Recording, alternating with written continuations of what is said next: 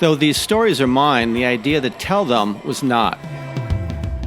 The idea came up years ago when I was in my mid-30s meeting with a respected business advisor to get some career advice. At the time, I was in the midst of a major career crisis and really needing some helpful perspective. As our meeting neared the end and I prepared for her sage advice, she said, "Wow, you've got some great stories. Have you considered writing them down?" "Pardon me," I replied. "Have you considered writing down your stories?" she repeated. Stymied by her comment, I responded, "No, and I don't get why you're suggesting that." "Well, you've got some great stories," she responded. "They're wild and fascinating, and you've got a great comedic way of telling them, which is why I'm suggesting you consider writing them down." She then added, "You never know, they could be a book someday." She may have been sincere, but I was dumbfounded and pissed. I was really counting on some helpful advice.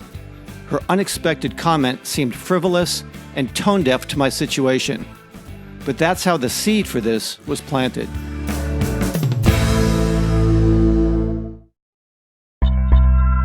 It would take another 3 years for me to take her advice and start writing.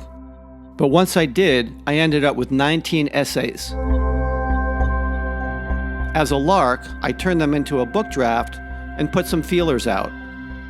To my utter surprise, one of the top literary agencies in New York read it, liked it, and agreed to rep me to try to get a book deal. Suddenly, my friend's wild vision seemed to be becoming a reality. It turned out the book deal never happened, though I did manage to get several of the essays published in national magazines. But the highlight of my publishing efforts came from an unexpected phone call. The caller identified themselves as an editor from St. Martin's Press, a major publishing house out of Boston.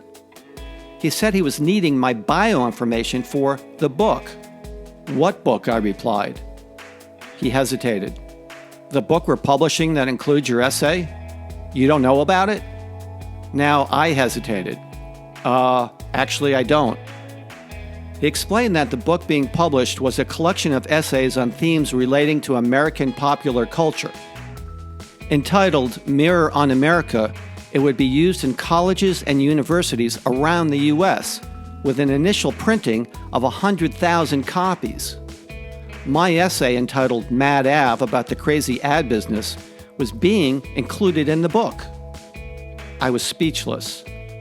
Why this was the first time I was hearing about it, I had no idea. So I asked, "Can I ask you how you came across my essay?"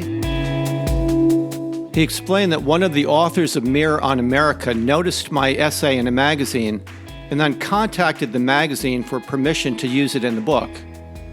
Instead of raising my concerns that no one spoke with me, since I knew the magazine, I figured I'd address that with them directly later. So I just asked the editor if he could share any names of some of the other authors included in the book. "Any I might know?" I asked. "Do you know Stephen King?" he replied. He then rattled off a half dozen more names, including Dave Barry, Dick Clark, Al Gore, and MTV's Kurt Loder. I nearly fell off my chair. I gave him my bio info for his promise to send me a couple copies of the book, which he did a few weeks later. So while I never got a book deal, getting published alongside Stephen King was a pretty good consolation. And I figured that was the end of it. But as the years passed and I began getting more involved with digital video, I decided it could be fun to try converting some of the essays into video. And that became the birth of True Stories in Advertising in 2015. The videos have gotten into a dozen film festivals, including ones in LA and Montreal. Where they go, if anywhere from here, I don't know. I'll just be happy if people enjoy them, and maybe share them if they do.